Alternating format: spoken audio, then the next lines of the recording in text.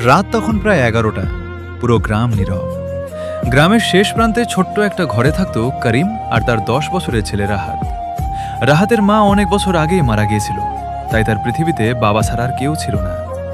করিম সারাদিন মানুষের বাড়িতে কাজ করত, কখনো মাটি কাটত, কখনো ভারী জিনিস বহন করত। দিন শেষে যে টাকা পেত তা দিয়েই কোনো রকমে বাবা ছেলের সংসার চলত। সেদিন রাতেও রাহাত দরজার কাছে বসে বাবার অপেক্ষা করছিল। অনেক রাত হয়ে যাওয়ার পর করিম বাড়ি ফিরল। রাহাত দৌড়ে বাবার কাছে গিয়ে বলল, বাবা, এত দেরি হলো কেন? করিম ছেলের মাথায় হাত রেখে বলল, কাজ একটু বেশি ছিল বাবা। রাহাত বাবার মুখের দিকে তাকালো। বাবা খুব ক্লান্ত, জামা কাপড়ে মাটি লেগে আছে। রাহাত জিজ্ঞেস করল, বাবা, আজ খাবার এনেছ? করিম কিছুক্ষণ চুপ করে থেকে পকেট থেকে একটা ছোট রুটি বের করল। এই নে বাবা, তুই খেয়ে নে। রাহাত বলল, তুমি খাবে না? করিম মুচকি হেসে বলল, না বাবা, আমি খেয়ে এসেছি। রাহাত বাবার কথা বিশ্বাস করে রুটিটা খেয়ে ঘুমিয়ে পড়ল। কিন্তু রাহাত জানত না তার বাবা সত্যি কথা বলেনি। রাহাত ঘুমিয়ে যাওয়ার পর করিম ঘরের এক কোণে বসে রইল। তার প্রচণ্ড ক্ষুধা লাগছিল। সে এক গ্লাস পানি খেল, তারপর ছেলের দিকে তাকিয়ে মুচকি হেসে বলল, আমার ছেলে পেট ভরে খেয়েছে, এটাই তো আমার সুখ।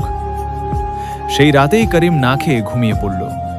পরদিন সকালে রাহাত ঘুম থেকে উঠে দেখল বাবা কাজে যাওয়ার জন্য প্রস্তুত হচ্ছে। রাহাত বাবাকে বলল, বাবা, একটা কথা জিজ্ঞেস করব? করিম বলল, হ্যাঁ বাবা, বল। তুমি কি সত্যি কাল রাতে খেয়ে এসেছিলে? করিম একটু চুপ করে বলল, হ্যাঁ বাবা। ঠিক তখন রাহাত বাবার পুরনো ব্যাগটা দেখতে পেল। সে ব্যাগটা খুলে দেখল ভেতরে কাপড়ে মোড়ানো একটা ছোট রুটির টুকরো। রাহাতের চোখে পানি চলে এলো। সে বুঝতে পারল বাবা তাকে মিথ্যা বলেছিল। বাবা নিজের খাবারটুকু তাকে দিয়ে দিয়েছিল। রাহাত দৌড়ে বাবাকে জড়িয়ে ধরে কাঁদতে লাগলো। বাবা, তুমি আমাকে মিথ্যা বলেছিলে। করিম ছেলের মাথায় হাত রেখে বলল, পরদিন সকালে করিম আবার কাজের সন্ধানে বের হলো। সারাদিন অনেক জায়গায় ঘুরেও সে কোনো কাজ পেল না। বিকেলের দিকে ক্লান্ত হয়ে সে রাস্তার পাশে বসে পড়ল। ঠিক তখন সে দেখতে পেল একজন বৃদ্ধ মানুষ রাস্তার পাশে বসে আছে। করিম কাছে গিয়ে বলল, চাচা, আপনি এখানে একা বসে আছেন কেন? বৃদ্ধ বললেন, বাবা, শরীরটা ভালো লাগছে না, একটু পানি আর খাবার দরকার। করিম নিজের পকেটের দিকে তাকাল। তার কাছে সামান্য কিছু টাকা ছিল।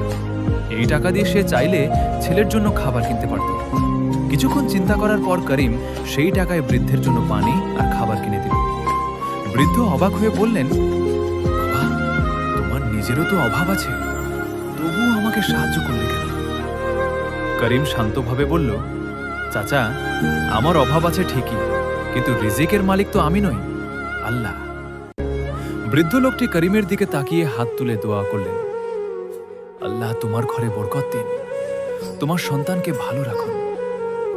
করিম বাড়িতে ফিরে এলো খালি হাতে। দরজার সামনে রাহাত দাঁড়িয়েছিল। রাহাত বাবাকে দেখে বলল, বাবা, আজ কি এনেছো? করিম কষ্টের হাসি দিয়ে বলল, আজ কিছু আনতে পারিনি বাবা। রাহাত বাবার হাত ধরে বলল, কোনো সমস্যা নেই বাবা, আমরা আল্লাহর উপর ভরসা রাখব। সেই রাতে রাহাত আবার নামাজ পড়ে বাবার জন্য দোয়া করল। পরদিন ভোরে হঠাৎ তাদের দরজায় কড়া নাড়ার শব্দ হলো। করিম দরজা খুলে অবাক হয়ে গেল। দরজার সামনে সেই বৃদ্ধ মানুষটি দাঁড়িয়ে আছেন, তার সঙ্গে আরো দুজন লোক। বৃদ্ধ করিমকে বললেন, বাবা, গতকাল তুমি আমাকে সাহায্য করেছিলে। তোমার সততার কথা আমি একজন পরিচিত মানুষকে বলেছি, তিনি তোমাকে একটি কাজ দিতে চান। করিম কিছুক্ষণ চুপ করে রইল, তারপর আকাশের দিকে তাকিয়ে বলল, আলহামদুলিল্লাহ। রাহাত দৌড়ে এসে বাবাকে জড়িয়ে ধরল। বাবা, তাহলে আমার দোয়া কবুল হয়েছে?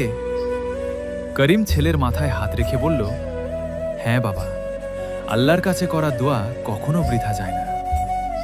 সেদিন থেকে তাদের জীবন ধীরে ধীরে বদলে যেতে লাগলো। তারা ধনী হয়ে যায়নি, কিন্তু ঘরে নিয়মিত খাবার আসতে লাগলো। করিমের মুখ আবার হাসি ফিরল, আর রাহাত প্রতিদিন বাবার সঙ্গে নামাজ পড়তে লাগলো। এক রাতে রাহাত বাবাকে বলল, বাবা, আমাদের ঘরটা তো অনেক ছোট, কিন্তু আমার কাছে এটাই পৃথিবীর সবচেয়ে সুন্দর ঘর। করিম অবাক হয়ে জিজ্ঞেস করল, কেন বাবা? রাহাত বাবাকে জড়িয়ে ধরে বলল, কারণ এই ঘরে তুমি আছো। করিম ছেলেকে বুকে জড়িয়ে ধরে কাঁদতে লাগলো। মনে রেখো, বাবা মায়ের ভালোবাসা সবসময় মুখে প্রকাশ পায় না। বাবা হয়তো সন্তানকে প্রতিদিন বলে না, আমি তোমাকে ভালোবাসি, কিন্তু সন্তানের জন্য তার হৃদয়ে কতটা ভালোবাসা লুকিয়ে আছে সেটা শুধু একজন বাবাই জানে। নিজের কষ্ট লুকিয়ে সন্তানকে হাসি দেওয়াই বাবার ভালোবাসা।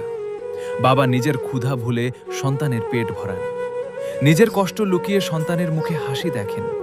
তাই বাবা যতদিন পাশে আছেন তার মূল্য দাও, তার সঙ্গে ভালোভাবে কথা বলো, তার কষ্ট বোঝার চেষ্টা করো।